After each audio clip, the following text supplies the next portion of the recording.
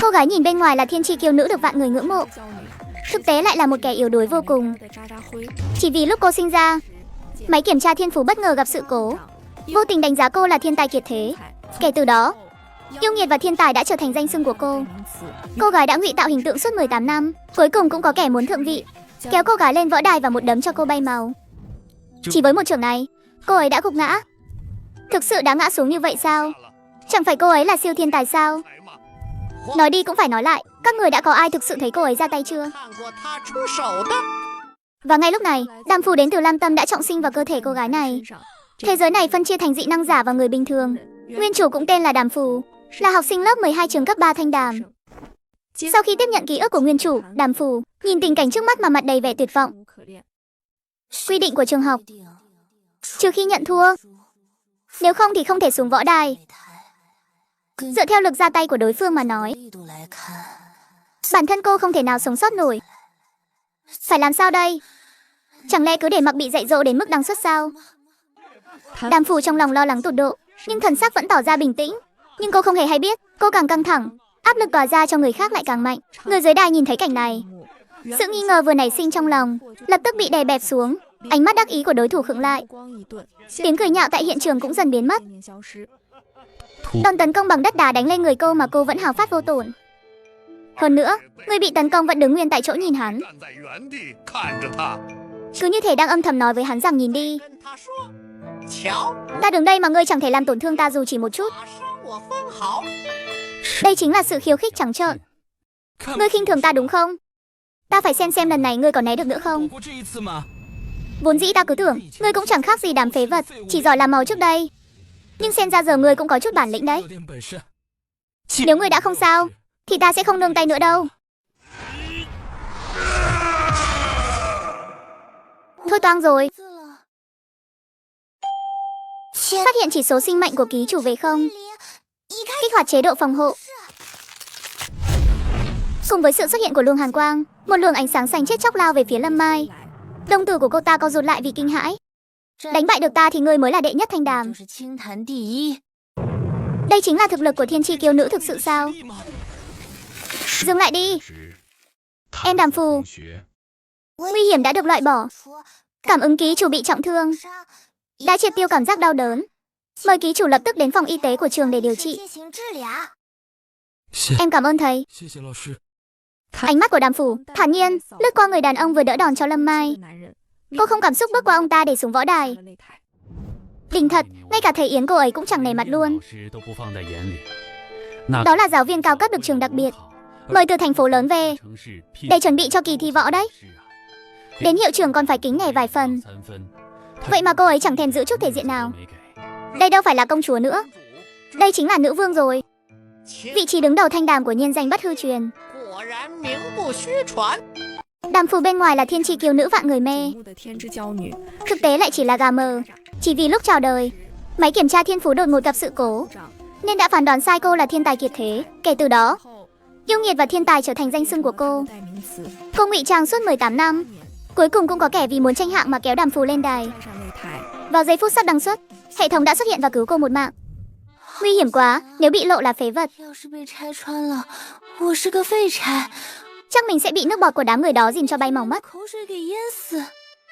Hệ thống, ngươi có đó không? Ký chủ có chuyện gì vậy? À, mình thực sự có bắp bẩn rồi sao? May quá, nếu hôm nay không có ngươi, chắc mình bị dạy dỗ đến tàn phế mất thôi. Xin ký chủ đừng vội vàng phấn khích. Vừa rồi để cứu ngài, năng lượng của hệ thống đã cạn kiệt. Vì an toàn của chính ngài, làm ơn hãy nhanh chóng bổ sung năng lượng. Năng lượng sao? Cần thứ gì mới có thể bổ sung năng lượng cho ngươi đây? Phát hiện trong phòng y tế có vật phẩm phù hợp yêu cầu. Em học sinh, em cần giúp gì không? Em muốn cái đó. Đây là phần thưởng cho top 3 thi thử của trường. Nếu em muốn có nó, thì chỉ cần lọt vào top 3 trong kỳ thi tới là được. Đàm Phù vẫn giữ khuôn mặt không cảm xúc. Thực ra cô rất muốn làm nũng với thầy y tế, nhưng cơ thể này, theo bản năng không cho phép mình để lộ bất kỳ biểu cảm nào làm mất đi khí chất ngầu lòi này. Đi tranh top 3 với đám học sinh dị năng đó sao? Chẳng phải sẽ bị một trưởng tiễn đi luôn à? Hệ thống béo kia, không lấy cái đó có được không? Ký chủ à, nếu năng lượng của tôi không phục hồi, chúng ta chỉ cần bị chạm nhẹ là đăng xuất vĩnh viễn đấy. Có thể mua dịch phục hồi sơ cấp ở đâu nữa không? Doanh trại huấn luyện chính thức có đấy. Chỉ cần tên ngài có trên bảng xếp hạng, ngài sẽ nhận được dịch phục hồi theo thứ hạng của mình. Nếu bây giờ ngài đang cần cấp, thì có thể thử đi thách đấu bảng xếp hạng xem sao. Hệ thống, dùng năng lực hiện tại của chúng ta đi thách đấu. Liệu có thành công không? Tuyệt đối không thể nào. Đàm Phù bất lực thở dài một tiếng, uống viên thuốc vừa lấy được từ chỗ thầy y tế. Kỳ thi đại học đã cận kề rồi. Các em đều đang rất nôn nóng, muốn tìm người so tài để nâng cao thực lực. Điều đó không sai, nhưng các em phải hiểu rõ thực lực của mình. Đừng có không biết trời cao đất dày mà đi thách thức thiên tài. Thầy đang nói ai thì trong lòng các em tự hiểu rõ. Mặc dù thầy giáo không nói rõ là ai, nhưng trong lòng học sinh ai cũng rõ như gương vậy. Lời của thầy chủ nhiệm bóng gió chỉ có một ý nghĩa: đừng có dại mà đi tìm Đàm Phù để chuốc họa vào thân. Đàm Phù hóa ra lại đáng sợ đến thế sao? Còn những em có thực lực tương đối mạnh, khi so tài cố gắng đừng ra tay quá nặng. Hãy để cho các bạn yếu hơn một con đường sống.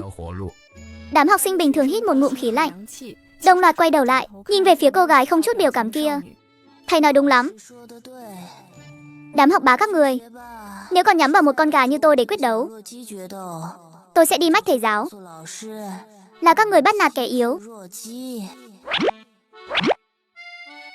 Hình như có gì đó không đúng lắm thì phải.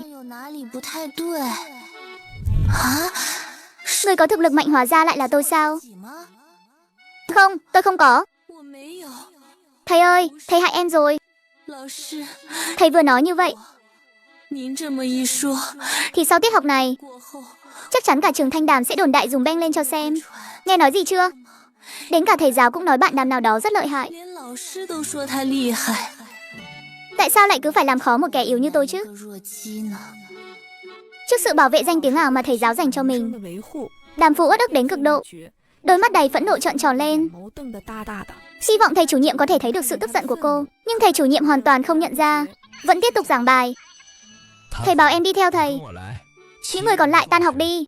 Bên ngoài là thiên tri kiêu nữ được vạn người ngưỡng mộ, thực tế lại là một kẻ yếu đuối vô cùng tận. Để giữ vững hình tượng, cô đã sống cô độc suốt 18 năm. Khi kỳ thi đại học đến gần, thầy giáo cuối cùng cũng không nhịn được mà gọi cô lên văn phòng. Nhìn học sinh lúc nào cũng lạnh lùng như băng này, thầy Lý vừa tán thưởng lại vừa có chút tức giận. Tán thưởng ở chỗ, cô chỉ dùng một chiêu đã đánh bại học sinh ưu tú lớp 2, còn ép giáo viên giám sát phải 6 phạm quy định ra tay cứu người. Giận ở chỗ cô cứ mãi trốn học tiết thực chiến. Dù em có là thiên tài đi chăng nữa và không thèm đối chiến với bọn họ, thì em cũng không được phép trốn học vô cớ như vậy.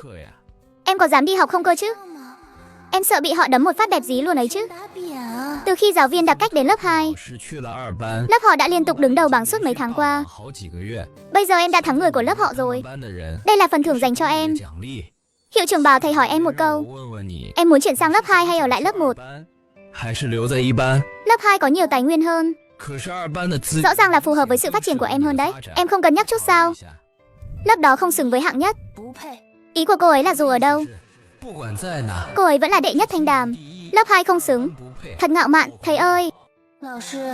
Thầy đang có biểu cảm gì vậy? Chẳng phải thầy nói lớp 2 đứng đầu mấy tháng rồi sao? Kẻ yếu như em làm sao xứng đáng vào lớp 2 được? Thầy nghe nói dịch phục hồi của Lâm Mai đã đưa cho em rồi. Đúng vậy thì sao? Không có gì. Tôi nghe thầy giáo nói chắc chắn bạn sẽ chuyển sang lớp 2. Chỉ cần bạn trả lại dịch phục hồi cho cô ấy, chúng tôi hứa từ nay về sau sẽ không làm khó bạn nữa. Thấy sao? Chỉ vì tôi là kẻ yếu nên tôi phải nhường nhịn sao? Hệ thống, ngươi có đánh thắng được bọn họ không? Được chứ. Biến đi, không đưa đấy. Vậy thì đừng trách chúng tôi ra tay cướp giật.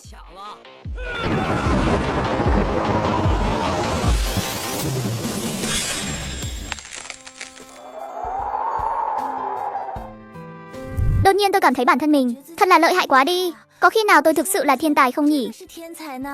Ký chủ đang mơ mộng hão huyền gì đấy? Năng lượng của chúng ta sắp cạn rồi. Giờ mà không chạy thì định đợi họ dạ đông xong rồi dạy dỗ bạn à? Hệ thống, người đúng là đồ gà mờ mà. Tôi là bộ não của bạn đấy. Tôi yếu hay không có liên quan trực tiếp đến bạn mà. Chẳng phải đã nạp năng lượng cho ngươi rồi sao? Chút dịch phục hồi sơ cấp ít ỏi đó của bạn còn chẳng đủ dính răng nữa kia. Ngày hôm sau bệnh viện thông báo dịch phục hồi giá 10 vạn một lọ.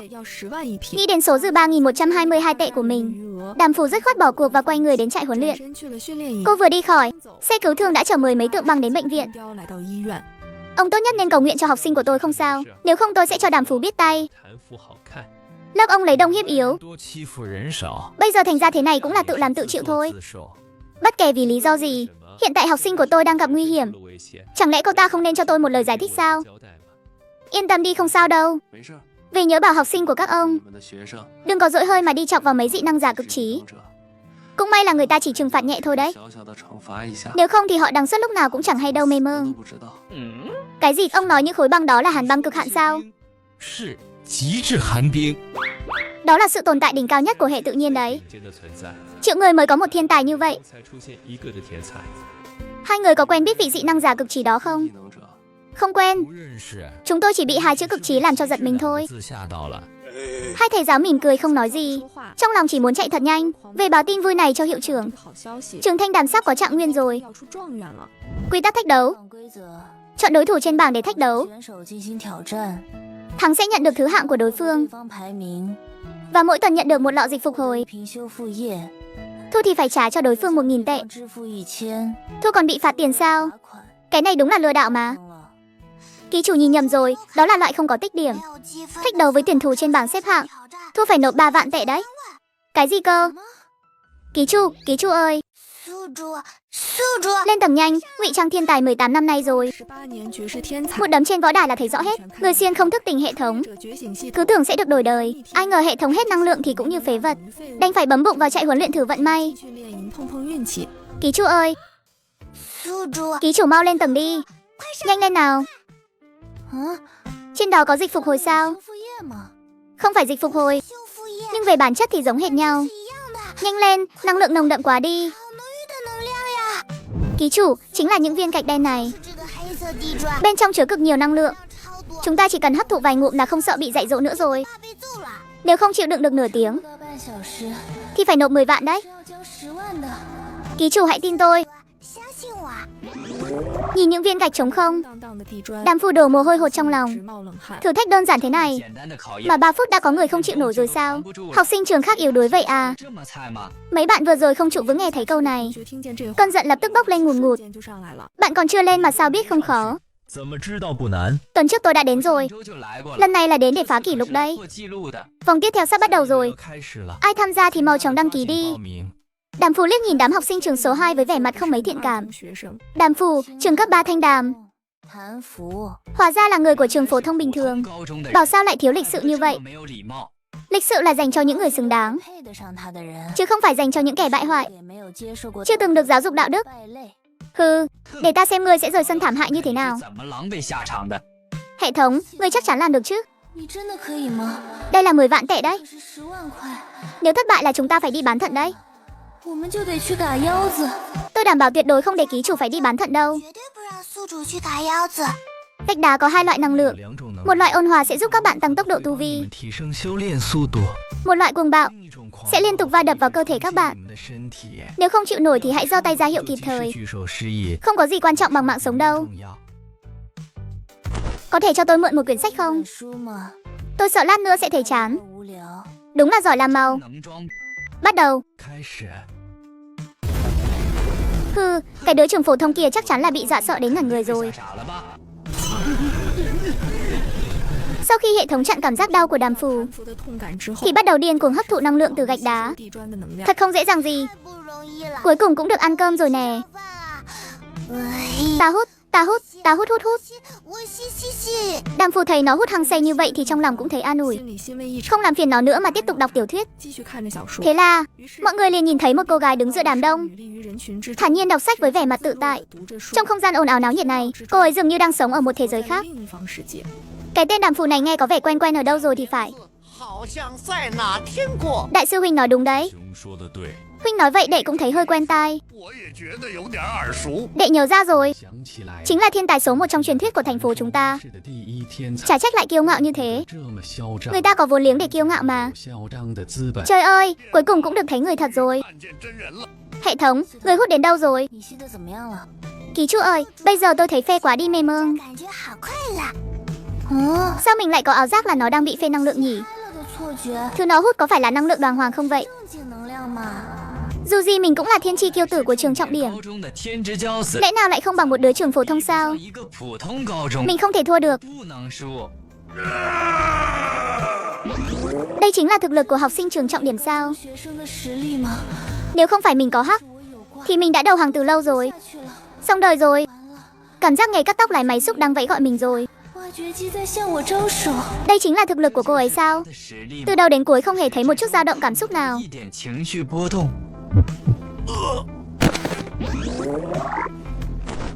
Cho hỏi là kết thúc chưa vậy? Cho hỏi tôi có thể ở lại qua đêm không? Năng lượng cuồng bạo của trại huấn luyện hạ gục tất cả mọi người. Còn Đàm Phù lại hỏi, có thể ở lại qua đêm không? Đợi đã, có chuyện gì sao? Có phải bạn tưởng mình rất lợi hại không? Chu Phụ, người đứng đầu trường số 2 chính là anh trai tôi đấy. Đừng có tưởng thắng được tôi là có thể kiêu ngạo. Anh trai tôi lợi hại gấp trăm lần tôi đấy. Nhưng mà nhìn cô ấy đẹp quá. Nếu bạn có gặp anh trai tôi trong kỳ thi thì nhất định phải cẩn thận đấy. Bây giờ mình đã mạnh đến mức có thể lên đài đầu với hạng nhất trường số 2 rồi sao? Ký chủ ơi, chúng ta chỉ là hạng bét của bét thôi. Bạn không quên là chúng ta tung chiều cuối chỉ để làm người ta đứng hình thôi sao? Theo tình hình này mà nói, ký chủ vẫn còn yếu lắm. Nghe tên nhóc kia nói thì anh trai hẳn chắc là lợi hại lắm đấy. Không giống như mấy đứa trường Thanh Đàm, có thể bị bạn đóng băng dễ dàng đâu. Dù cảm thấy có gì đó sai sai, nhưng do thiếu hiểu biết về thế giới này. Đàm Phù đương nhiên là tin ngay, lời của hệ thống tôi hiểu rồi. Khi chưa đủ mạnh mẽ, chúng ta nhất định phải ẩn mình. Chỉ cần gặp kẻ không đánh lại được thì nhất định phải chạy thật xa. Cũng may có người nhắc nhở. Nếu không là mình bắt đầu ảo tưởng sức mạnh rồi. Còn về chuyện ngày đầu tiên bị kéo lên võ đài, một người một hệ thống tự động hiểu rằng giáo viên giám sát ra tay là để bảo vệ cô. Còn thầy chủ nhiệm thì nghe tin đồn nên hiểu sai chuyện. Xem ra Lâm Mai chỉ muốn lấy lại thứ thuộc về mình mà thôi. Mình vẫn phải nghĩ cách kiếm được dịch phục hồi trả lại cho người ta. Đàm Phù, em bị bệnh à? Không ạ, vậy sao em không đến trường? Em xin lỗi thầy, mấy ngày nay em ở trại huấn luyện. Chẳng lẽ thầy ấy đã nghe được chân tướng sự việc từ các giáo viên khác rồi sao? Nên muốn mình trả lại dịch phục hồi chăng? Tôi nhớ chỉ cần lọt vào bảng xếp hạng trăm người thì mỗi tuần sẽ được thưởng một lọ dịch phục hồi đấy. Thả lòng chút đi. Cái bảng này đối với em chắc không khó đâu. Thầy ấy của nhiên là đang khéo léo nhắc nhở mình phải trả lại dịch phục hồi đây mà. Thầy yên tâm, em sẽ mang dịch phục hồi về. Hệ thống ơi, ký chủ của người sắp phải đi bán thận rồi đây. Ký chủ đừng lo lắng quá. Bảng xếp hạng trăm người của trại huấn luyện rất dễ vào mà. Đó là bảng yếu nhất trong trại huấn luyện đấy. Những người trên bảng này có khi còn yếu hơn cả người ở trường Thanh Đàm nữa. Thật đấy, tôi đã tra trên mạng rất lâu rồi.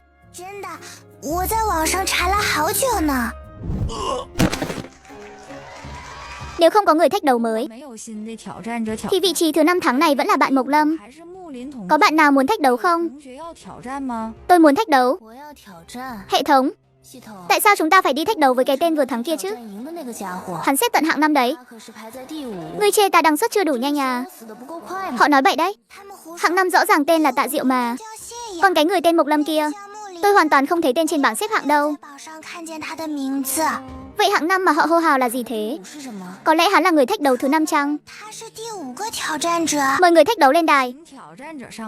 Mộc Lâm vừa mới trải qua một trận chiến vất vả như vậy mà đã nôn nóng muốn đấu trận thứ 2 rồi sao?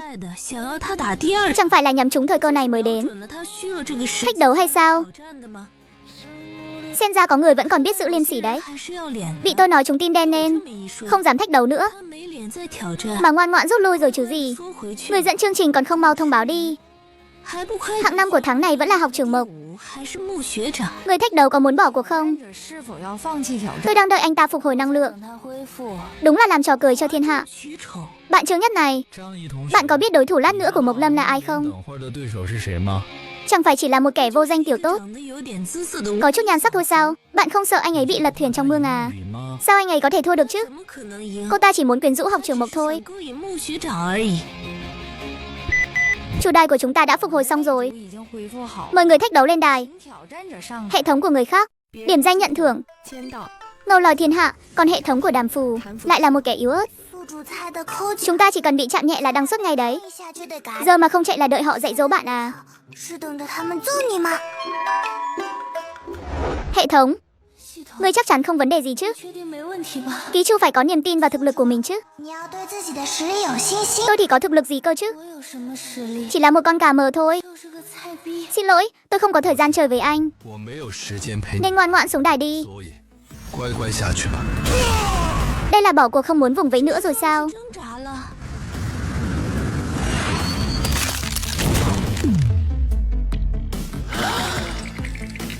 Hắn gian lận, chắc chắn là hắn gian lận rồi. Tại sao lại có trọng tài xuất hiện chứ? Trận đấu của học sinh dị năng không thể có trọng tài được. Trừ khi người đó không còn là học sinh dị năng nữa, mà đã trở thành một dị năng giả thực thụ rồi. Trong đám thí sinh dự thi năm nay vậy mà lại có dị năng giả sao? Đàm Phù nhìn đối thủ vừa được người ta cứu xuống. Vốn dĩ cô chỉ bán tín bán nghi lời của hệ thống. Giờ thì cô tin đến 9/10 rồi. Người này quả nhiên không phải người trên bảng xếp hạng. Người trên bảng xếp hạng làm sao mà yếu thế được chứ? Bây giờ chắc mình cũng có thể sánh ngang với những học sinh dị năng khác rồi nhỉ?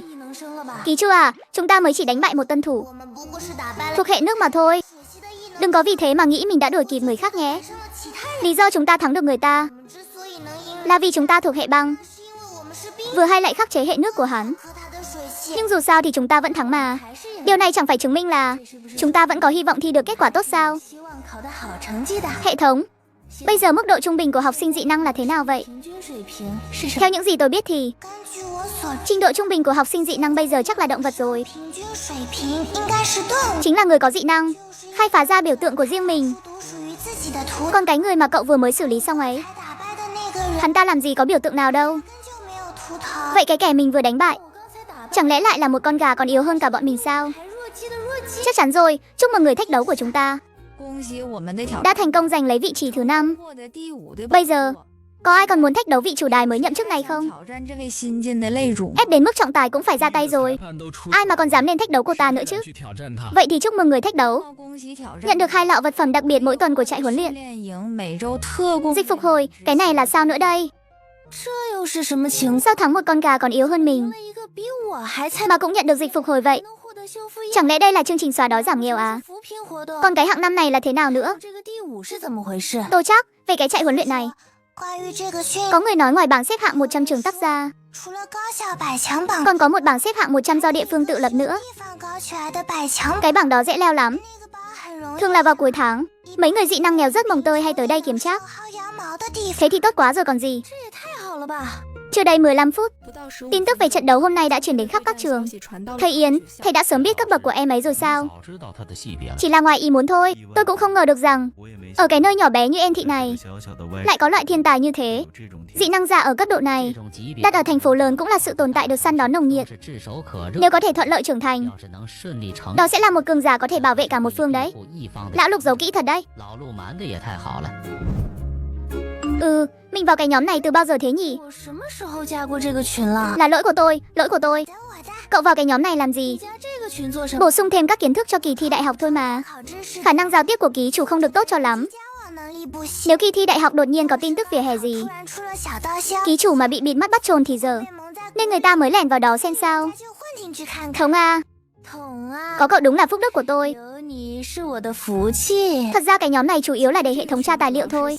Vì hiểu biết về thế giới này gần như bằng không, nên nó thường xuyên đăng vào nhóm đủ loại câu hỏi thắc mắc trên trời dưới biển. Hệ thống, tại sao cậu có thể điều khiển điện thoại? Hệ thống, tại sao cậu có thể điều khiển điện thoại vậy? Điều khiển điện thoại thì có gì sai sao? Cái này đâu chỉ là sai cơ chứ. Cái này là quả ảo ma rồi đấy. Tại sao đến bây giờ mình mới nhận ra nhỉ? Rõ ràng mình là học sinh dị năng hệ tự nhiên mà. Cái hệ thống tự xưng là dị năng như cậu, tại sao lại ở trên người tôi được chứ? Không phải mỗi người chỉ có một loại dị năng thôi sao? Nói mau, rốt cuộc cậu là cái thứ gì? Mạo danh dị năng của tôi là có ý đồ gì hả? Đúng vậy nhỉ. Thế giới này mỗi người chỉ có một loại dị năng thôi mà. Không thể nào. Tôi được sinh ra từ trong linh hồn của ký chủ. Chắc chắn chính là dị năng mà. Cậu là ai? Tôi tới để thu tiền nhà. Xin lỗi nhé, giờ tôi chuyển cho ông ngay đây. Lần sau nhớ đóng đúng hạn đấy nhé. Chủ nhà, ông nói xem trên thế giới này có tồn tại người sở hữu đồng thời hai loại dị năng không? Sắp thi đại học rồi, chắc là căng thẳng quá nên xem mấy cuốn sách linh tinh chứ gì. Đừng lo lắng. Mặc dù người có hai loại dị năng thực sự rất lợi hại, nhưng họ sẽ không xuất hiện ở phòng thi đâu. Chỉ cần cậu luyện tốt dị năng của mình thì thành tích sẽ không tệ đâu. Cảm ơn chủ nhà nhé. Ngẩng đầu lên đi, cậu nghe thấy chưa hả? Cậu không phải là hàng lậu đâu. Thật là hú hồn kẻ thống này mà. Suýt chút nữa là ngay cả lai lịch cũng không giải thích rõ được luôn. Xin lỗi thống tử nhé. Vừa rồi tôi lại dám nghi ngờ cậu. Tôi đúng là tội lỗi đầy mình mà. Cậu tha thứ cho tôi lần này có được không? Để tình hôm nay cậu làm màu cũng vất vả. Bản hệ thống đây sẽ xá tội cho cậu. Đa tạ hệ thống tiểu chủ nhân. Ha ha ha ha.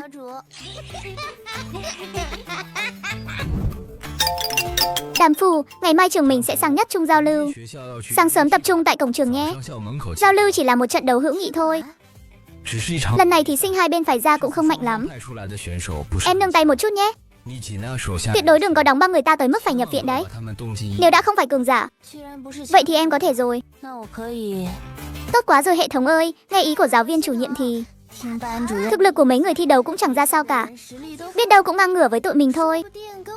Chỉ cần nỗ lực diễn sâu thì chúng ta sẽ không bị lộ tẩy đâu. Tỷ lệ đó sẽ giảm đi rất nhiều đấy. Đó chính là Đàm Phù sao? Thế nào, có tự tin đánh bại cô ta không? Nói thật là không có. Với tư cách là hạng nhất của nhất trung, Hoa Hương, cậu tuyệt đối không được thua. Vẫn còn sớm mà. Đã ăn sáng hết chưa vậy? Đàm Phù vốn định giơ tay lên, nhưng thấy mọi người xung quanh đều đồng loạt gật đầu. Thế là cái tay của cô cũng không nhấc lên nổi luôn. Trận đấu có thể bắt đầu nhanh chút không? Ông cũng thấy rồi đó, học trò của tôi vẫn chưa ăn sáng. Em ấy chưa ăn gì cả. Lát nữa chắc sẽ không có sức đâu nhỉ. Không sao, chẳng tốn bao nhiêu thời gian đâu. Ý này là học trò của tôi rất yếu sao? Giải quyết họ không tốn bao nhiêu thời gian hả? Ai cũng bảo Đàm Phù tính tình kiêu ngạo. Giờ xem ra của nhiên danh bất hư truyền. Cô ta sẽ phải trả giá cho sự kiêu ngạo của mình thôi. Mình nói sai cái gì sao? Chỉ là đánh nhau thôi mà. Thì đánh được bao lâu cơ chứ? Hệ thống A, chủ nhiệm bảo là thực lực của nhất trung tham gia giao lưu lần này cũng không mạnh lắm. Vậy tại sao người của trường mình lại lôi cả người của lớp 2 ra làm bia đỡ đạn vậy? Chẳng lẽ là muốn học theo cái điển kỹ đua ngựa sao? Nhưng làm vậy thì có ý nghĩa gì chứ? Ký chủ à, chắc là trường học muốn xem thử lớp trọng điểm của chúng ta có so được với lớp bình thường của nhất trung không thôi. Nhìn thế này thì khoảng cách giữa hai bên cũng quá rõ ràng rồi. Nếu lớp trọng điểm mà còn không chơi lại lớp thường nhất trung, thế thì chẳng phải mình tiêu đời rồi sao? Thi đại học đúng là khó thật mà. Đàm Phù, họ đều thua cả rồi. Đến lượt cậu đấy. Ta là thiếu công chúa Nguyệt Cung, người kế thừa huyết mạch của hai nhà Bùi Đàm, tổng chỉ huy thứ hai của nhân tộc, tổng chỉ huy kế hoạch Hải Đăng, chỉ huy trưởng thứ tư của nhân tộc. Đối đầu với các cường giả của thập nhị quân, lần nào ta cũng thắng cả. Bón hành cho họ không phải là mục đích, mà đó là kết quả. Tiết tập trước, Trường Thanh Đàm tập kết đội ngũ tinh nhuệ sang nhất trung khiêu chiến. Không ngờ chỉ trong nháy mắt, Đàm Phù, bọn họ đều thua cả rồi. Tới lượt cậu rồi đó. Tiểu Mạt, lớp trọng điểm với lớp thường của người ta có khoảng cách, nhưng không ngờ khoảng cách lại lớn đến thế này. Bắt đầu cũng là lúc kết thúc luôn. Thực lực người của trường mình yếu thế sao? Đừng có nản chí. Tài nguyên của nhất trung tốt hơn Thanh Đàm mà. Các em có thua cũng là chuyện bình thường thôi. Còn đấu nữa không đây? Không phải vẫn đang vội đi ăn sáng sao? Nhanh lên chút đi, lát nữa chúng tôi còn phải vào lớp nữa đấy. Đàm Phù, có muốn đi ăn sáng sớm không? Em ấy muốn được ăn sáng càng sớm càng tốt. Vậy nên xin mời toàn bộ bên quý trường lên sàn đấu hết đi. Dám không coi chúng tôi ra gì như vậy sao? Thật là quá quát mà. Mời toàn bộ lên sàn đấu. Mình thích làm màu là thật, nhưng cũng không cần thiết phải chơi lớn vậy chứ. Để toàn bộ mọi người lên hội đồng mình sao? Hiểu rồi. Cái ông thầy này chắc chắn là biết mình ít khi lên lớp, nên mới cố ý trả thù mình đây mà. Đúng là đồ mang thù. Các người có phải là quá xem thường tôi rồi không? Muốn chấp hết tất cả mọi người sao? Thì hãy bước qua xác tôi trước đã. Tôi phải cho cô biết. Trước mặt Nhất Trung thì thanh đàm các người chẳng là cái đinh gì cả.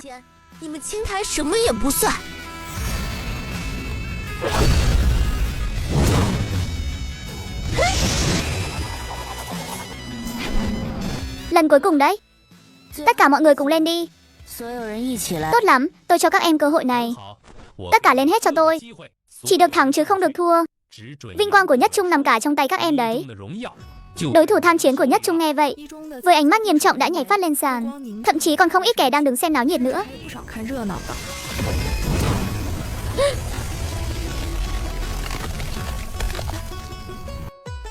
Lạnh quá đi mất, cái quái gì thế này? Hóa ra bọn họ đều sớm biết Đàm Phù sắp tung chiều cuối, đánh mà chẳng phân biệt địch ta gì cả. May mà mình cũng có kinh nghiệm với chuyện này rồi. Có cần tôi giải băng cho các bạn học bên quý trường không? Không cần đâu, mê mương. Thực lực vẫn cần phải thăng tiến thêm.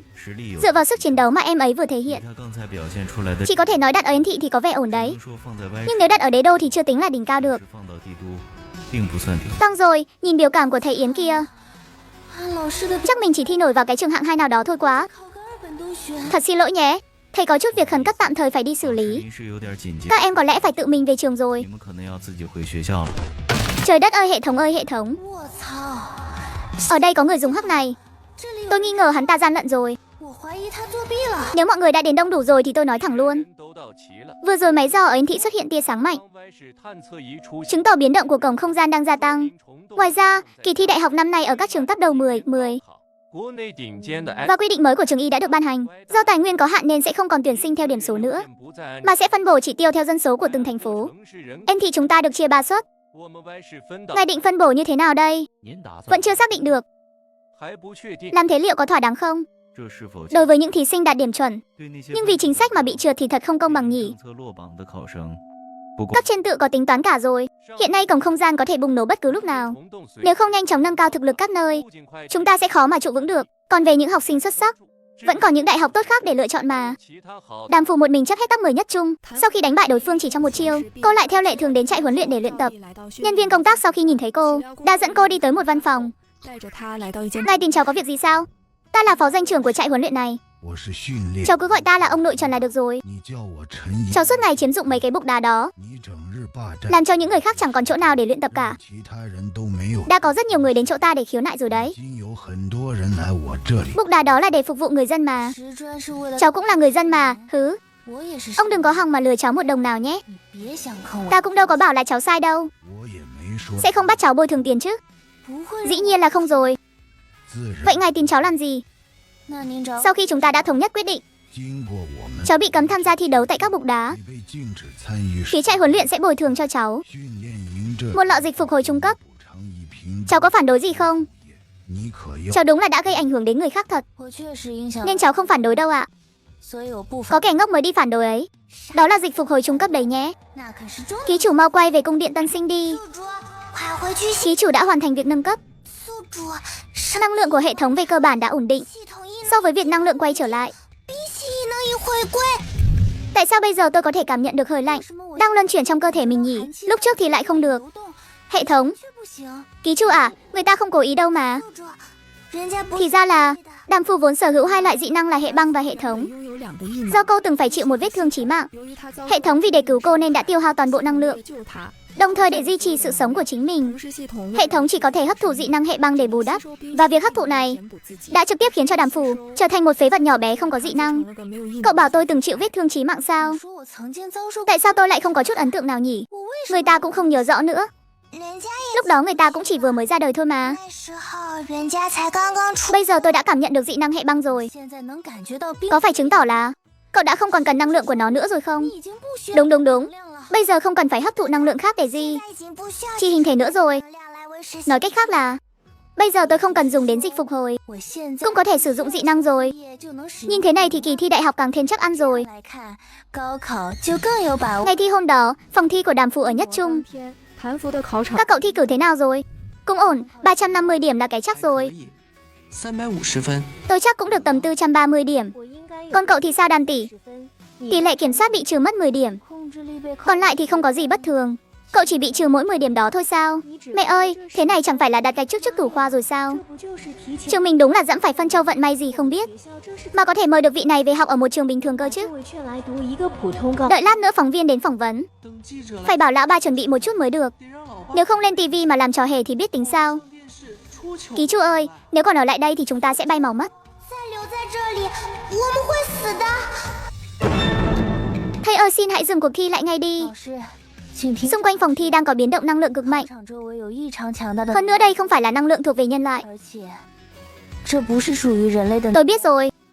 Chúng tôi sẽ phải giáo viên đi. Khi nào xác minh xong chúng tôi sẽ báo cáo lên trên. Không kịp nữa đâu. Đợi đến lúc các ông xác minh xong, mấy cây thứ đó đã chui từ dưới đất lên rồi. Xin ngài hãy lập tức cầu cứu cấp trên. Sau đó chỉ huy học sinh sơ tán có trật tự đi. Đây là muốn tôi xử lý vượt cấp những vấn đề này sao? Thế này không đúng quy định đâu nhé. Em là học sinh hệ đặc biệt, em có cảm nhận được gì không? Chủng tộc. Rất nhiều chủng tộc. Báo cáo lên trên cho tôi. Nếu không tôi sẽ xử lý sạch toàn bộ thí sinh ở đây đấy. Nếu không tôi sẽ xử lý sạch toàn bộ thí sinh ở đây đấy. Bạn học này em đừng có gấp gáp. Cho dù thực sự có dị tộc xâm nhập thì vẫn còn hiệu trưởng ở đây mà. Thầy ấy là dị năng giả cấp cao đấy. Chắc chắn có thể, tôi bảo ông nhanh lên. Được, em bình tĩnh lại chút đi. Thầy báo cáo ngay đây. Báo cáo ngay đây. Tôi biết em ấy cũng đã nhận ra mức độ nghiêm trọng của cuộc khủng hoảng lần này rồi sao? Toàn bộ thí sinh lập tức rời khỏi nhất trung. Bất kể là đi đâu, càng xa càng tốt, mau chạy đi. Người của trường Thanh Đàm mau chạy đi. Mọi người như bừng tỉnh khỏi giấc mộng. Mặc dù không biết đã xảy ra chuyện gì, nhưng cứ chạy là đúng rồi. Rốt cuộc là đã có chuyện gì xảy ra vậy? Dưới lòng đất của nhất trung có chủng tộc mạnh mẽ đang thức tỉnh. Giây phút này đây, mọi người cuối cùng cũng hiểu tại sao Đàm Phù lại điên cuồng như vậy. Không điên thì chỉ có nước đằng xuất sớm thôi.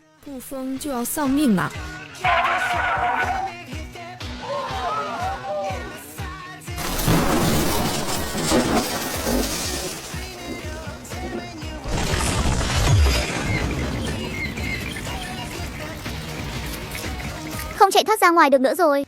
Bây giờ toàn thành phố đang rút lui. Cấp trên không lo nổi cho chúng ta đâu. Việc duy nhất chúng ta có thể làm chính là dọn đường mà thoát ra ngoài.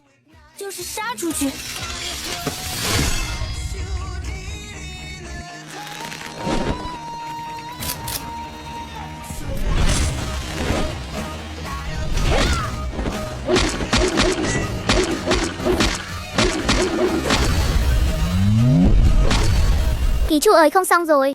Mấy con sâu bọ cấp thấp đó sắp tỉnh lại hết rồi. Chúng ta cần bao xa nữa mới thoát khỏi đây? Còn 2 cây số nữa. Nhưng phía trước còn có hơn 3.000 con sâu bọ đấy. Phía trước sao lại dừng lại thế kia? Không lẽ là đã xảy ra chuyện gì rồi chứ? Không biết nữa, tôi vừa mới theo kịp nhóm Đàm Phù của các bạn đây. Cậu ấy đang ở trên tuyến đầu đấy. Nhưng thứ này đều là kiệt tác của cậu ấy cả. Tôi đi giúp cậu ấy một tay đây. Nếu cậu ấy mà gục ngã thì chúng ta cũng chẳng thể nào sống sót thoát khỏi tay đám sâu bọ này đâu.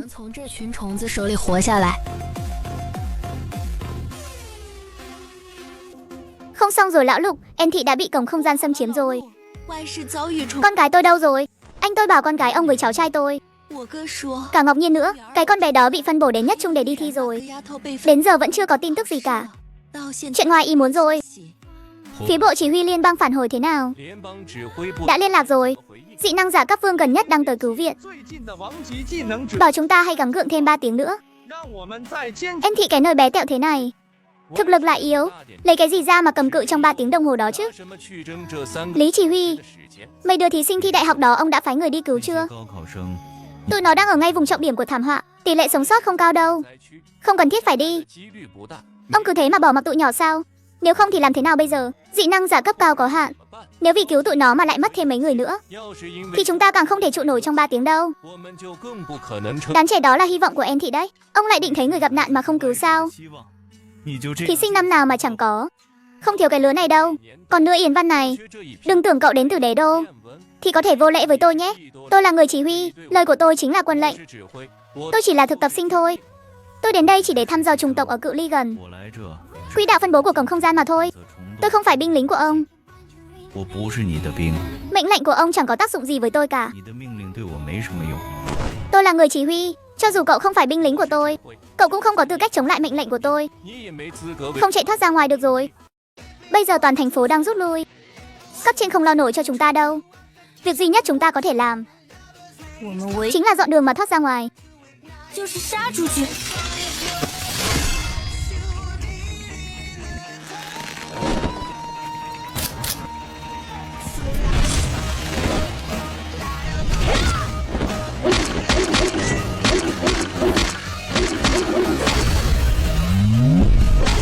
Xong đời rồi anh ơi, em thấy anh đúng là không so được với cậu ta thật. Tôi cảm ơn cậu nhiều nhé, em trai tốt của tôi ạ. Hi hi. Con gái của Lục Trinh ở trấn Lộ Thư hơi bị đỉnh đấy nhé. Cái này đâu chỉ là đỉnh thôi đâu. Cái này phải gọi là đỉnh của chóp luôn rồi. Thần nhân phương nào thế này? Bọn mình lấy cái đức gì mà được học cùng lớp với cậu ấy chứ?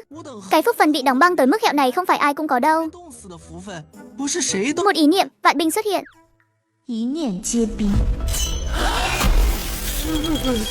Học sinh của chúng ta vẫn còn ở bên trong. Người anh em này, anh làm ơn làm phước chút đi. Cứ để cho chúng tôi vào đi mà. Không được, nhất trung là vùng trọng điểm thảm họa. Bên trong đã bị vây kín mít như nên rồi. Đến cả dị năng giả cấp cao cũng chưa chắc đã quay về được đâu. Các người đi vào đó chỉ có nước đăng xuất vĩnh viễn thôi. Bây giờ cổng không gian còn chưa thức tỉnh hết mà. Sao các anh biết là họ không về được cơ chứ? Cầu xin các anh đấy. Tụi nhỏ mới chỉ là học sinh thôi mà, chưa hề có kinh nghiệm chiến đấu gì cả. Gặp phải trùng tộc chắc chắn sẽ bay màu mất thôi. Không phải tôi không cho qua, mà là cấp trên đã ra lệnh rồi. Nếu tụi nó muốn ra ngoài thì bắt buộc phải chiến đấu với đám trùng tộc đó. Mà với sức chiến đấu của học sinh thì căn bản là không thể nào. Các anh nhìn xem đó là cái gì kìa. Bảng xếp hạng hạng nhất. Đợi đã, đừng có tấn công người mình nhé. Người mình sao? Các em làm thế nào mà quay về được vậy? Là đàm phù đã dẫn chúng em vượt qua hàng ngàn con trùng tộc để dọn đường ra đấy ạ. Vậy còn đám trùng tộc đó thì sao? Bị đóng thành tượng băng hết rồi ạ. Vì không đủ nhân lực nên phía quân đội không phái người đi cứu viện. Cũng may là các em tự mình nỗ lực. Nếu không thì tôi cũng không biết phải ăn nói thế nào với bố mẹ các em nữa. Là em sao? Dường như không cần phải lo lắng cho đám học sinh đó nữa rồi. Hiệu trưởng Tô, ngài làm gì ở đây thế này? Tôi đang thử xem có thể ngăn cản hắn thức tỉnh không. Đáng tiếc là tôi đã thất bại rồi. Còn đám học sinh đó đâu? Trong số tụi nhỏ đã xuất hiện một con chim đầu đàn dẫn dắt tụi nó dọn đường thoát ra ngoài rồi. Cái đứa trẻ đó tên là Đàm Phù phải không nhỉ? Em ấy còn nhận ra cuộc khủng hoảng này nhanh hơn cả tôi nữa. Trại huấn luyện chính thức đã bị vây kín bởi đám đông người đông đúc. Đều là những cư dân đến để lánh nạn. Người đang chủ trì đại cục ở đó chính là lão Trần, người từng có duyên gặp mặt một lần. Trần doanh trưởng. Cái con bé nhà họ Đàm kia, các cháu đã bình an quay trở về rồi sao? Tốt rồi, tốt quá rồi. Ông nội Trần, đây là Đàm Phù con gái chú Lục đấy ạ. Cậu ấy lợi hại lắm luôn. Con gái của Lục Trinh sao? Nó chính là cái con bé Lâm Ly tự kỷ đó hả? Cái gì cơ? Lâm Ly tự kỷ là cái quái gì thế ạ?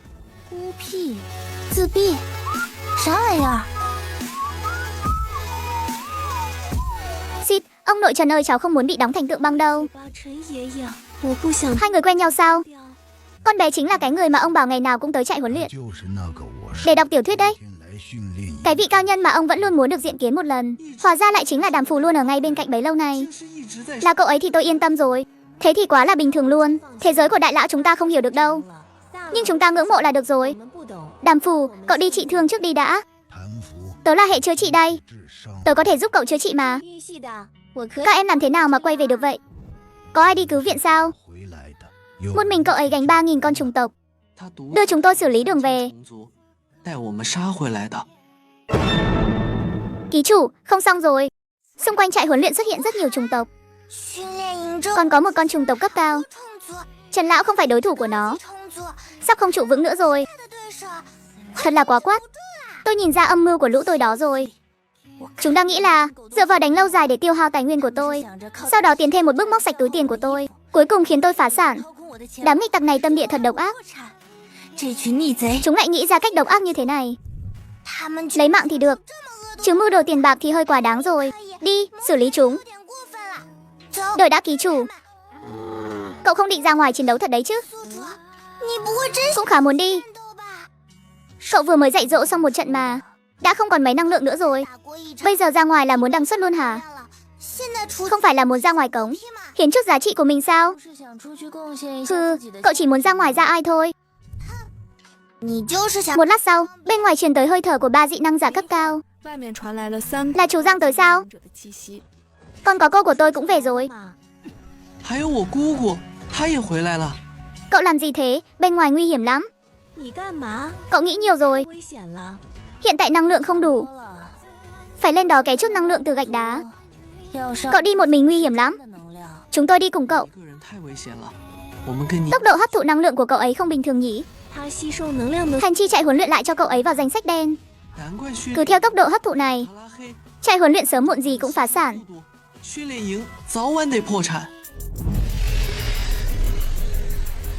Ông thật sự già rồi. Trước đây có thể liên tục dạy dỗ 3 ngày 3 đêm. Tôi phỉ nhổ vào. Tôi rõ ràng còn có thể làm thêm vài trăm hiệp nữa. Chủ vững đi. Còn 2 khắc nữa viện binh sẽ tới. Trước đó, chúng ta nhất định phải dốc toàn lực tiễn con cấp cao này đi. Trung tộc.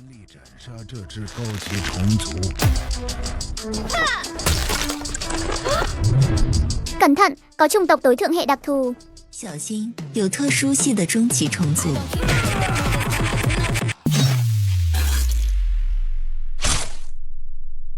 Lão Giang, ông vẫn còn sống chứ? Lão Giang, ông không được ra đi đâu đấy. Ông mà bay màu rồi thì ai còn lây cho con gái tôi? Lũ xúc sinh các người. Lão Phu liều mạng với các người.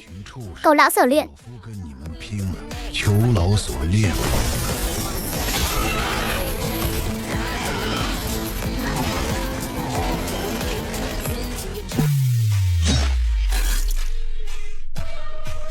Lão Lục. Cô ơi cẩn thận. Hai đứa không lo trốn đi. Muốn đăng xuất hả? Cút về cho bà.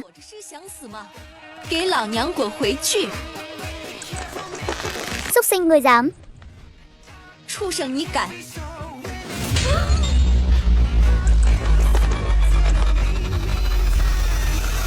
Thật khéo quá. Các tiền bối đều ở đây.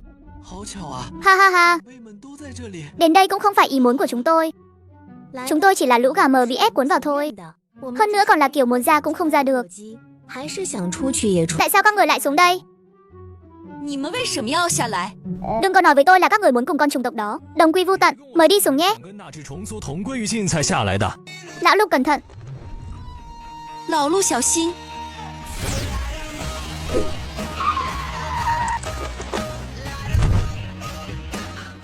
Chú Lục. Là chú ấy tấn công chủng tộc rồi sẵn tiện này chúng tôi xuống.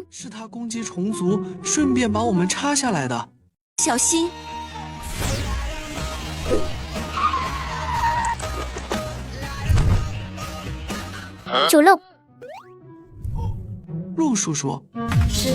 Là chú ấy tấn công chủng tộc rồi sẵn tiện này chúng tôi xuống.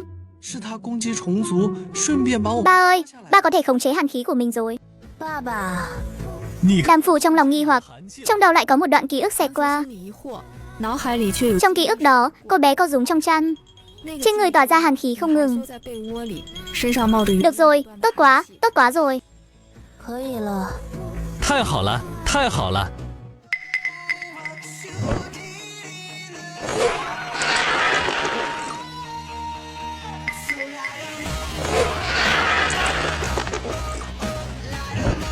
Tôi có sự trợ giúp từ hệ thống. Đánh lén ở chỗ tôi là điều không thể nào. Đụng được vào tôi tính tôi thua.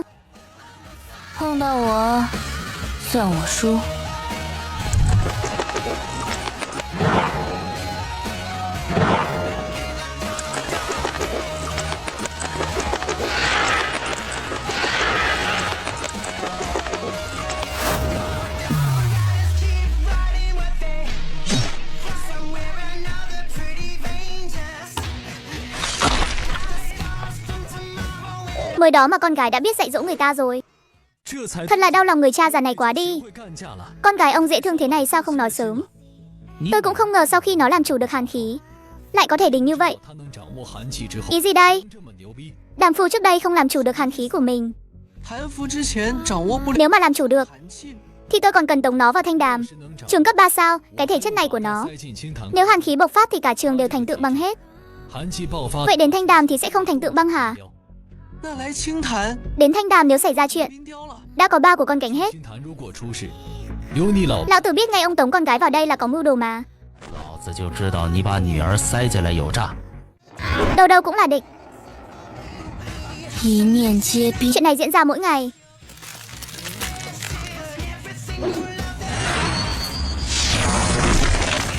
Nó cứ thế mà ra đi sao? Bởi vì có người vây hãm nó, cho nên nhược điểm của nó rất chí mạng. Nhưng cũng không phải ai cũng có thể xử lý nó được đâu. Hệ thống, cậu thấy thi đại học so với xử lý cái thứ này còn khó hơn sao? Không biết. Tôi chỉ biết nếu không có người vây hãm nó thì bây giờ có lẽ đang xem kịch của cậu rồi. Cũng đúng, mà này, thứ này chính là biểu tượng nhỉ? Đúng rồi, cuối cùng không cần phải lo lắng. Ký chủ bị người ta dạy dỗ một đấm bẹp gì nữa. Chúng ta cuối cùng cũng đuổi kịp trình độ trung bình rồi. Tốt quá. Giang Nam, nếu tôi không quáng mắt, thứ đó sao giống biểu tượng trong truyền thuyết thế nhỉ? Ông không quáng đâu, đó chính là biểu tượng đấy. Mẹ ơi, cậu ấy không bị bắt cóc tới trường quân đội chứ? Biểu tượng xuất hiện là trường quân đội tới. Chỉ cần có học sinh có thể ngưng tụ ra biểu tượng của mình, tất cả trường quân đội sẽ như lũ sói đánh hơi được mùi thơm. Tấm gương cho lũ phàm nhân chúng ta. Ôi, suýt quên mất vị này không phải phàm nhân. Mày cút sang một bên cho tao. Đừng ảnh hưởng đến việc cha mày xem con nhà người ta. Ba ơi, hậu muốn quản con. Hay là nhân lúc đang loạn lạc thế này, ra ngoài làm một vố đi. Con nhớ cô. Cô từng về nhà cùng ba con. Cô là bạn gái của ba con. Con gái à, lời này không được nói bừa đâu. Ba của con giữ mình trong sạch mười mấy năm rồi, không thể bôi nhọ danh dự của ba như thế. Ba coi con bị mù hả? Liếc mắt đưa tình bao nhiêu năm nay, hai người còn tưởng người khác không thấy sao? Chỉ cần hai người gửi tiền đúng hạn nuôi con học xong đại học thì kết hôn ngay tại chỗ con cũng chẳng có ý kiến gì. Lão Lục, anh đã lớn rồi, phải học cách tự mình cân bằng mối quan hệ giữa vợ và con gái đi. Lão Lục à, nó hình như chuyện gì cũng biết. Hai người đúng là bày trò vô nghĩa. Sao tôi biết được cái danh con này đã nhìn thấu từ lâu chứ? Nếu ba của con sắp kết hôn rồi, con không lo lắng cho bản thân sao? Một người đàn ông già còn đèo bóng theo con gái như ba, có người rước là may lắm rồi. Huống chi gì Gia Nguyên còn là đại gia. Con nghi là ba không biết xấu hổ đi lừa gạt người ta, chỉ để được ăn bám thôi. Nuôi nấng bao nhiêu năm, chiếc áo bông nhỏ lại hở gió rồi. Ha ha ha, đứa trẻ này có tiền đồ đấy. Dị năng giả vương cấp cuối cùng cũng tới rồi. Sợ không? Không sợ. Chỉ là sợ hãi. Sợ hãi sự yếu đuối của bản thân trước mặt một sự tồn tại thực sự mạnh mẽ. Tôi mới là con sâu nhỏ bé đó. Vậy thì hãy nỗ lực trở nên mạnh mẽ hơn. Sẽ có ngày cậu phải đối mặt với hàng vạn con trùng tộc. Thành phố bị phá hủy hơn phân nửa mới chiến thắng được con trùng tộc đó. Ba tôi bảo mấy ngày này họ không dành để quản chúng ta. Bảo chúng ta mấy ngày nay tự mình giải quyết vấn đề sinh tồn đi. Đừng nhìn nữa, không có tiền đâu. Một người là con trai hiệu trưởng, một người là vú em giàu có. Dù thế nào thì cũng phải giàu hơn tôi chứ hả? Nhầm rồi, hai đứa tôi bây giờ cũng chẳng còn đồng nào. Hay là nhân lúc đang loạn lạc thế này, ra ngoài làm một vố đi. Ký chủ, cậu bình tĩnh lại đi. Cậu còn phải thi đại học đấy. Đừng vì chút tiền lẻ mà hủy hoại tương lai tươi sáng của mình. Lão tử bây giờ sắc hẹo vì đói rồi đây, còn tính đến tương lai gì nữa. Ý định làm một vố của Đàm Phù càng lúc càng dữ dội, thậm chí đã đến mức hệ thống không thể khuyên ngăn nổi. Có thể gọi là tẩu hỏa nhập ma trong truyền thuyết. Con trai ông bây giờ đang ở trong tay tôi. Muốn nó giữ được mạng thì mau đưa tiền đây. Lâu thế rồi sao vẫn chưa chuyển tiền? Không lẽ là không nhận được sao? Ở đây đã hiển thị là đã đọc rồi mà. Không chuyển tiền. Nguyên nhân chỉ có một thôi. Chúng ta dạy dỗ chưa đủ mạnh tay. Mẹ nói chứ. Ai lột đồ con trai tôi rồi mặc cho nó cái yếm đỏ thế này? Sau đó, điện thoại của Giang Nam nhận được tin nhắn chuyển khoản. Bao tiễn cái đứa nghịch tử đó đi luôn đi. Mắt của lão tử đau quá. Có dám sao chiêu với tôi không? Bởi vì sự xuất hiện của cổng chủng tộc, toàn bộ khu vực ngoại 6 sụp đổ nghiêm trọng. Chỉ có thể phân chia thí sinh sang các thành phố khác. Con trường cấp 3 của chúng ta bị phân tới Đông Sơn khu, tỉnh lớn về thi đại học. Mọi chuyện không tồi tệ như các em nghĩ đâu. Thầy ngài, thi đại học ở đó chỉ có một điểm khác biệt. Chính là phần thi đồng đội của họ. Bởi vì học sinh được đào tạo ở đó, tương lai đa số đều sẽ ra chiến trường. Nên kỳ thi đại học ở đó ủng hộ việc hợp tác đồng đội. Các em chỉ cần tìm được chỗ dựa vững chắc thì cũng không phải là không có cơ hội vào đại học. Thi đồng đội tối đa có thể lập nhóm bao nhiêu người? Đội hình thi đồng đội tốt nhất là có 3 người. Chị Đàm, cho em ôm chân với. Các người nhầm rồi đúng không? Tôi mới là người cần tìm chỗ dựa mà. Ngoại 6 bị chủng tộc tấn công, phá hoại hơn phân nửa. Sau đó quyết định chuyển thí sinh thành phố này tới thành phố N tham gia thi. Hệ thống vì ký chủ yêu quý của mình. Sau khi thức trắng đêm tìm hiểu về thi đại học ở Đông Sơn, đã bị sốc đến mức rơi cả cằm. Thi đại học ở Đông Sơn khu lại dùng hàng nóng thật luôn. Lại còn để giám khảo đối kháng với học sinh. Lại còn thả tất cả thí sinh vào một chỗ để tự xử lý lẫn nhau. Mẹ ơi, không được rồi. Chơi ván game cho ký chủ bớt sợ cái đã. Tranh chấp bắt đầu rồi. Tại sao lại đem bán suất tuyển thẳng của Đàm Phù? Ông đang chất vấn tôi sao? Ông đem tương lai của một đứa trẻ bán đi dưới hình thức mua bán. Vậy mà ông còn không cho phép tôi chất vấn ông sao? Đó là học trò của tôi. Ông không định cho tôi một lời giải thích sao? Ba suất đó vốn dĩ chưa định sẵn là cho ai. Không tồn tại cái gọi là bán ở đây. Vậy tại sao lại loại người có thực lực mạnh nhất? Bởi vì nó không có tư cách. 3 ngôi trường đại học đó là cái thá gì chứ? Đến chó cũng vào được sao? Nó cho dù có vào được mà không có gia tộc hỗ trợ thì cũng chỉ lãng phí cái danh thôi. Đệ nhất quần các người hành sự bất công như thế sao? Giang Bắc, cậu nói nhăng cuội gì thế? Chẳng lẽ tôi nói không đúng? Các người sở dĩ cướp suất của Đàm Phù chẳng phải là vì sau lưng Đàm Phù là đệ tam quân đã sa sút sao? Để tôi xem nào. Đệ nhất quân cướp nhiều suất như thế, trận chiến vây săn khóa này, các người có thể đào tạo ra được bao nhiêu thanh đồ tể? Trên tàu, Đàm Phù vô tình lướt thấy 3 suất của các trường đại học. Đỉnh cao ở thành phố khác, Chu Phụ và Cố Lý lần lượt được tuyển thẳng vào đại học 10 và đại học ngoại ngữ, còn suất vào đại học IC thì lại trao cho một người tên Sở Nhược Nhiên. Không ngờ tôi cũng có thể quen biết được những học sinh xuất sắc của trường đỉnh cao như vậy. Thế nhưng vào những trường đại học khác nhau, thành tựu sau này chắc chắn sẽ một trời một vực rồi. Dù sao những người bước ra từ 3 ngôi trường đó đa số đều là quan chức cấp cao, là những nhân vật lớn mà dân thường như tôi dù có vắt óc cũng không thể nào gặp được. Gì vậy trời, ta dựa vào cái gì mà cướp suất của Đàm Phù chứ? Đàm Phù từ nhỏ đã mang danh thiên tài. Thậm chí tôi còn nhỏ đã có biểu tượng của riêng mình. Chưa kể một mình cậu ấy một món đồ chơi đã cứu hàng trăm thí sinh. Thi đại học càng là dùng sức một mình đánh bại chủng tộc đặc thù, cấp trung, cứu sống hàng vạn người dân. Cậu ấy đã làm nhiều như thế, vậy mà lại vô liêm sỉ cướp đi vinh quang vốn thuộc về cậu ấy. Nhìn bà cô này làm gì? Con không mau cùng tôi mắng cái lũ đó đi. Nếu không mắng cho cái tên chỉ huy có vấn đề về não này một trận ra bã thì bà đây không mang họ Niệm nữa. Mắng cấp trên là đúng rồi. Còn về cô gái đó, trước khi biết rõ sự thật thì tạm thời đừng mắng. Tiếp đó mười mấy người lần lượt trở thành anh hùng bàn phím, bắt đầu mắng chửi lũ cấp trên mù quáng không sót một chỗ nào, đồng thời kéo theo cảm xúc của những người khác trên mạng cũng hùa vào mắng theo. Phía đối lập lại cho rằng vị chỉ huy này dù có không tốt thì cũng là anh hùng đã cứu thành phố, không có lý do gì để tấn công ông ấy. Tôi không biết chỉ huy nào cả. Tôi chỉ biết khi tôi đang ở trong tình cảnh nguy nan, kẻ đã bỏ rơi tôi chính là vị đại chỉ huy cứu người không đếm xuể trong miệng các người.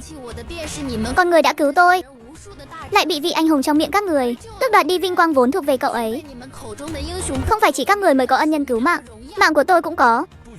Tôi cũng đang đòi lại sự công bằng cho ân nhân của mình. Không có bất kỳ một Thí sinh nào thoát ra từ trường số 1 có thể nuốt trôi cơn giận này. Theo cuộc tranh cãi của hai bên ngày càng gay gắt, độ hot ngày càng tăng cao, gần như học sinh khắp nơi đều biết tin xét tuyển thẳng có khuất tất đằng sau. Mà Đàm Phù trong vô thức đã nổi danh khắp hang cùng ngõ hẻm với hình tượng thiên tri kiều nữ. Người của cậu ấy còn chưa tới thành phố En, danh tiếng đã lan truyền nhanh như bay khắp các trường học ở thành phố En rồi. Sức tuyển thẳng của Đàm Phù bị bán cho con nhà giàu. Bạn học tự giác lên mạng đòi lại công bằng cho cậu ấy, mà Đàm Phù ngây ngô trong vô thức. Danh tiếng đã vang xa khắp thành phố En. Chủ nhiệm Triệu, người đi đầu kia chính là Đàm Phù phải không? Trời ơi, cậu ấy xinh quá đi. Tôi là giáo viên đến đón các em, mọi người đi đường vất vả rồi. Chúng ta ăn sáng xong rồi về trường. Tôi tên là Lý Tiểu Tiểu, các em đi theo tôi. Trường chúng ta được phân vào cũng khá tốt đấy chứ. Đối đãi với chúng ta rất chu đáo nha. Các người làm gì vậy? Có thể làm gì chứ? Thấy cậu mời nhiều kẻ nhà quê ăn sáng như vậy. Anh Long đây chắc cũng không ngại mời tôi một bữa chứ. Bữa sáng của họ là do trường đặt. Mày đúng là lũ nhà quê chuyên kéo chân người khác thì xứng gì ăn sáng. Thay vì nịnh nọt chúng thì nịnh nọt tôi còn hơn. Biết đâu tôi sẽ nương tay cho các người một chút. Bạn học, đừng qua đó. Hắn là Lưu Lợi, xếp hạng 3 trong top 100 đó. Tuy kiêu căng ngạo mạn, nhưng thực lực rất mạnh. Cậu qua đó sẽ bị thương đấy. Một kẻ hạng 3 trên bảng Lưu Lợi, có gì mà phải sợ chứ?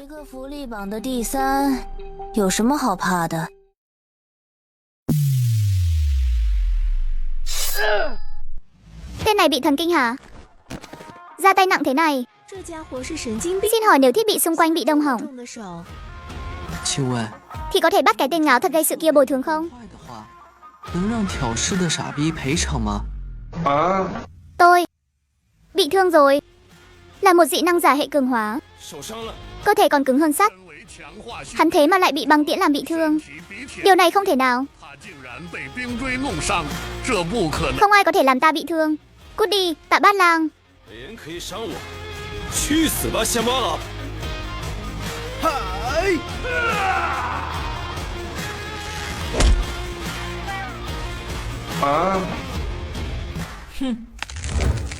Hạng 3 bảng Lưu Lợi. Quả nhiên yếu đến mức khó tin. Hạng 3 trong top 100 thành phố anh cứ thế bị đánh bại sao? Cảm ơn. Là tôi nên cảm ơn bữa sáng của các người. Lão Triệu nói không sai. Có Đàm Phù, trường cấp 3 Hoa Lâm chúng ta sẽ không còn phải chịu sự bắt nạt của các trường khác nữa.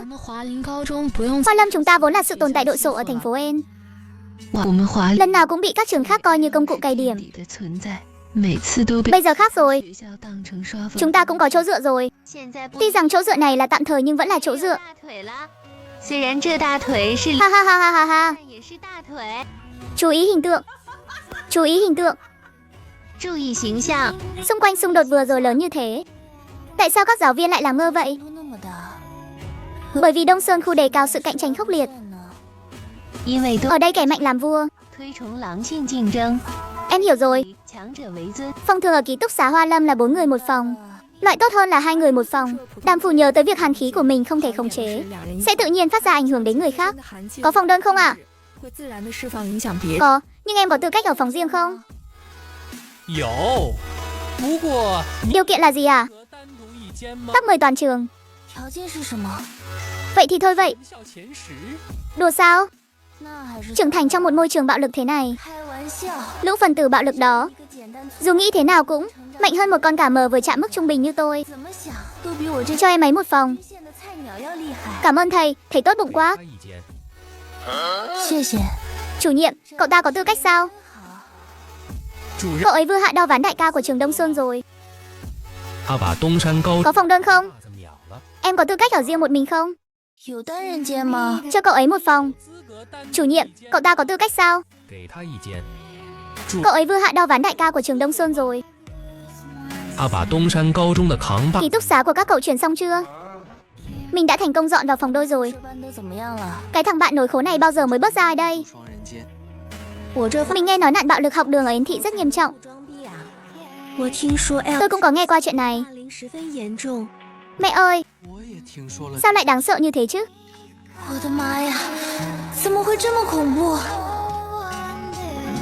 Chị Đàm, xin hãy bảo vệ em. Hệ thống, phải làm sao để nói khéo với họ? Là tôi cũng đang muốn tìm người bảo vệ đây. Hay là chúng ta ăn xong rồi chuồn? Ăn chùa đùi gà. Ý hay đấy, với giá trị vũ lực của tôi thì việc ăn chùa một cái đùi gà vẫn còn dư sức. Chị Đàm nhất định phải bảo vệ em đấy. Em ngoài hồi máu ra thì chẳng biết làm gì cả. Em không muốn bị họ một tác dạy dỗ đến đăng xuất đâu. Các người không sợ tôi xử lý không lại người khác, rồi cả ba chúng ta cùng bị bắt nạt sao? Nhưng với thực lực của chị thì chỉ có chị đi bắt nạt người khác thôi chứ. Hả? Đây chẳng phải là quá tự tin về tôi rồi sao? Thôi thì tới đâu hay tới đó. Ôm được chân vàng rồi. Nội dung thi của các em là sinh tồn dã ngoại trong 5 ngày. Trên tay các em là vòng tay cầu cứu. Nếu hoàn thành bài thi sớm hoặc gặp nguy hiểm đến tính mạng, hãy nhấn vào chiếc vòng này. Giám khảo sẽ đến cứu các em. Nhưng tương ứng, một khi được cứu thì coi như đã nộp bài. Điểm số sẽ dừng lại ở thời điểm đó.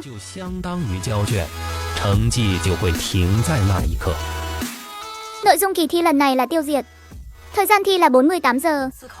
Điểm tối đa 300, mỗi lần xử lý một chủng tộc được 5 điểm. Xử lý một con chủng tộc sơ cấp được 50 điểm. Xử lý một con chủng tộc tối thượng được 300 điểm. Đánh bại thí sinh được 1 điểm.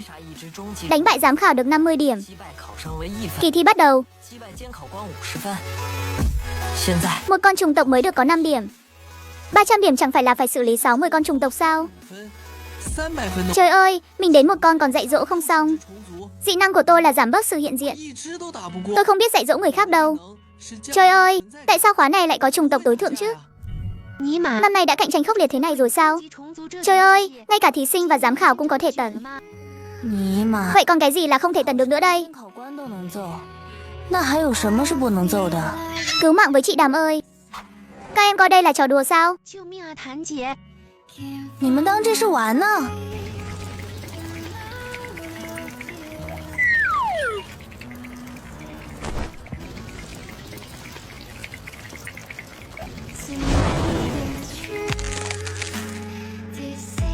Trường Hoa Lâm của ông đã tiền hòa đến mức cùng ôm một cái chân rồi. Bạch Lâm Lâm, học sinh trường chúng tôi thế nào? Hình như không liên quan đến trường số 1. Tôi nghe nói con của Lục Trinh và những người khác cũng ở trường các ông. Là mấy đứa nào? Cô đến đây là vì mấy đứa đó sao?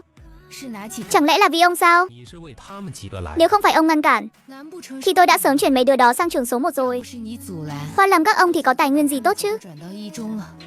Trời ơi, thế này cũng quá tàn bạo rồi.